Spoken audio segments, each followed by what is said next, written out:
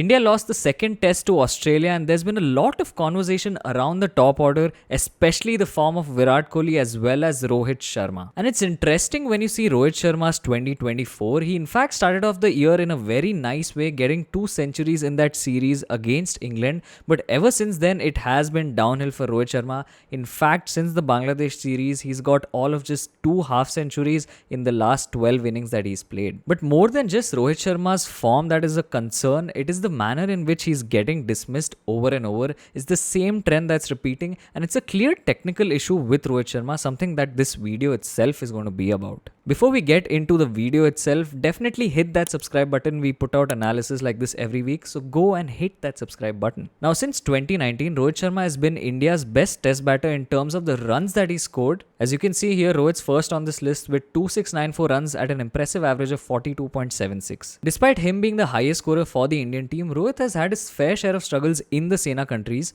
Barring that one tour in England where he got all of those runs, Rohit Sharma has looked out of sorts in South Africa as well as Australia. In fact, if we look at the stats, Rohit has only averaged 40 plus in New Zealand and England, whereas that average drops drastically in South Africa to 16.6 and 27.8 in Australia. And from the runs that he scored in these conditions, there's one thing that already is coming to light is the fact that wherever there's been a little bit of bounce and seam movement more than swing, Rohit Sharma has clearly struggled. Of course, we know England and New Zealand traditionally to be more swing friendly pitches as opposed to having bounce and seam movement. And this got me thinking about Rohit Sharma's technique and if that is the main reason for why he struggled to face seam as well as bounce, and the results aren't too surprising. Now, the first thing when you talk about a batsman's technique is what his base is like, what the initial movements are like, and how much hand-eye coordination is there. Now, Rohit Sharma is a perfect candidate for the kind of technique that falls right in the middle of a Virat Kohli and a Virender Sehwag. Rohit Sharma, of course, is a very gifted hand-eye coordinated player, but that does not mean that he doesn't move his feet at all. There is a decent amount of feet movement, but not as exaggerated or as committed as someone like Virat Kohli. And this is what his initial movements have also been like. In the 2020-21 England series, you'll see that Rohit Sharma's initial movement is not very exaggerated. In fact, he'd usually take his guard on leg or leg and middle stump, and from there his initial movement would be towards the off stump or middle and off stump. Whereas if you look at the current Australian series, you'll see that Rohit Sharma's initial movements are a lot more exaggerated. He takes guard now at leg stump with his front foot almost outside the leg stump. From there, his initial movement is back and across, and he moves all the way to the off stump. Now, this is interesting for multiple reasons that we'll get into, but the biggest thing is that for someone like Rohit Sharma who doesn't use his feet as much, this in itself is already such a big foot movement. And the thing that this has done is we've already known the fact that Rohit Sharma was a little susceptible to deliveries on or around the off stump and maybe even slightly outside off stump, and usually his outside edge was the one that was exposed. But now, because of his exaggerated movements and how he comes in line with the stumps itself, he's susceptible to deliveries, not only the ones that are going out but also the ones that are getting inside and making him an LBW candidate. In fact, we looked at Rohit Sharma's mode of dismissals to see how many times he's been given out LBW or gotten bowled in Test cricket. Rohit here has the highest percentage of someone who's gotten LBW or bowled when you compare him to batters like Rishabh Pant, Virat Kohli and KL Rahul. And this also makes logical sense because both Rahul and Kohli are more technically sound and also use their feet a lot more when you compare to someone like Rohit Sharma. Now, while these players have all gotten out LBW a fair bit, this is something that you can control and ensure that with the right strategy, your players are not getting out in the same fashion. This is where Hitwicket, the mobile strategy game, comes into the picture. Hitwicket is a game that you can not only play from a player's lens, but also it puts you in the captain's chairs. Everything to do with strategy, game situations, and here you cannot hit 6 sixes in an over that easily. You have to make sure that your batsman is set. You have to choose the right balls to defend, take singles off, rotate strike, and also eventually attack. Not only that, you also have the 2x ability which lets you score 8 runs or even 12 runs of a single delivery. So do you want to use this ability at the start of your innings and put the bowlers under pressure, or do you want to use it later on when the chase is getting hectic? It's strategic, it's addictive, and it tingles the right part of your cricketing brain.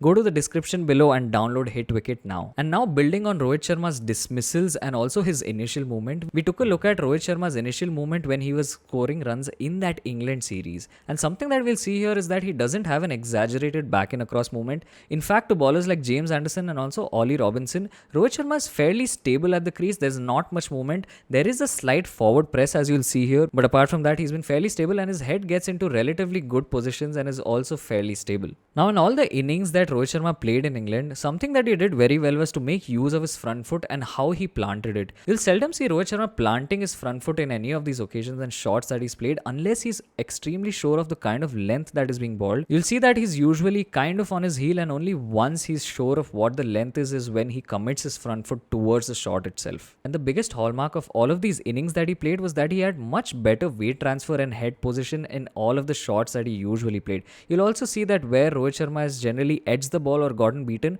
is where his front foot is coming across his back foot, leading to his head position being not in line with the ball. And this is also where Rohit Sharma's miseries in the recent past have started. Something that's changed with Rohit Sharma, and something that we observed right from the India-Bangladesh series, is the fact that not only has his trigger movement changed a bit, but he's also started to get his front foot across and way across to the off stump even more than his back foot. And it's a bit tricky, right? Because when the balls are pitched up extremely full or if they're reasonably short, Rohit Sharma's foot movement is a lot more decisive. But as soon as the ball is around the goodish or short of good length is when Rohit Sharma becomes extremely tentative. He tends to hang at the crease itself. His foot moves very little. There is still that forward press which is a part of his initial movement, but you'll also see signs of his head kind of falling apart, as was the case in the first innings in that Bangladesh test match. And if you look at the pictures here, you'll see that in the first frame, Rohit Sharma has planted his front foot and it's way across to the off stump, whereas his back foot is not at the similar position. What this leads to is his head falling across towards the off stump, which means that he's kind of reading the wrong line of the ball, which means that it gets him to play inside the line of the ball. And the moment there is a little bit of seam movement, as was the case in this dismissal, Rohit Sharma is playing down the wrong line. He's playing inside the line and the ball catches the outside edge of the bat. This is something that's happened very often, and you'll often see Rohit Sharma get squared up in all of these dismissals. It's because of the fact that he's reading the wrong line and he thinks that the ball is going to be coming more inside than it actually is. Whereas after pitching, even if there's a little bit of straightening or a little bit of seam movement towards the first slip, Rohit Sharma is all squared up and usually he's edging or he's out bowled where the ball hits the top of off. Because of the fact that his front foot is now planted, what happens is the fact that he's become an all hands player, and a lot of times you'll see him poking at deliveries outside the off stump, or if it's the in swinger or the ball that nips in, you'll see him having a gap between his bat and pad. And this style of dismissal has also happened way too often. We not only saw it in the Bangladesh test series, but even in the India-New Zealand test series, this is exactly what happened. In the first innings of the second test match against New Zealand, you'll see again that Rohit Sharma is in a similar position where he's stuck on the crease, he's already planted his front foot and it's come much across to the off stump, whereas his back foot is stationary around middle and leg stump, and he ends up missing the ball completely once again, playing down the wrong line and getting dismissed. And lastly, even if you recall Rohit Sharma's dismissal in the second innings of the pink ball test, it's exactly the same. Of course, it was a peach of a delivery, but also the fact that Rohit Sharma sometimes makes these balls look much more unplayable than they actually are. And this has been a bit of a double-edged sword for Rohit Sharma, right? Because of the fact that his initial movement is the way it is, and because of the fact that his weight transfer is towards the off stump, it also helps him become a better puller of the ball because his body almost acts like a pivot, which lets him go towards the offside and make sure that he opens up the entire leg side for him to play his pull shot. However, something that's changed now is that the game has become so much more data oriented and so many more bowlers know where exactly to ball so as to get Rohit Sharma squared up, getting him dismissed. And this is the main reason why I think Rohit Sharma is being found out now, because it's not that his technique has changed drastically from the past to the present, but it's just that the bowlers have gotten so much better at extracting the right length, keeping it around that good length, keeping it around that third and fourth stump, making him play and making him play down the wrong line. Now there's two things that can happen from here, right? Either Rohit Sharma can continue with the same technique or he can completely change his technique. In this scenario where Rohit Sharma continues with the same technique, one thing he needs to ensure, and something that batters in general also need to keep in mind, is that when there is an initial back and across movement, they still have to ensure that their weight is moving forward, and this will ensure that their head itself is not falling over so that they can read the right line of the delivery. And we keep emphasizing on the head position because the head is the heaviest part of the body, and this means that if your head is moving forward, then it's much easier for a batter to move their entire body forward and commit towards the delivery itself. Lastly, Rohit also needs to look at a lot of the footage that he had from the England series, because something else that he did extremely well was leave the ball.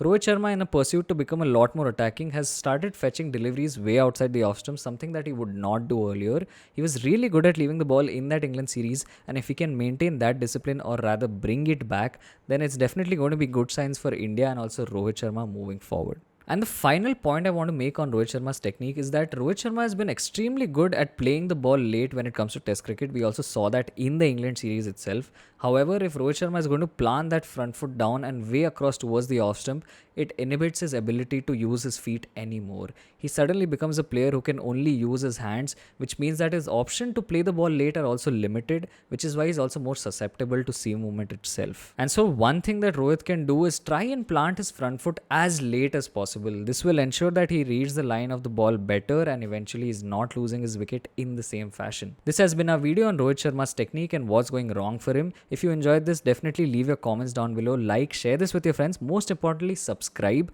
All of our links are in the description. Download Hitwicket, check out our email newsletter. There's going to be some cool stuff being shared on there over the next couple of months. So yeah, thanks for watching. Peace.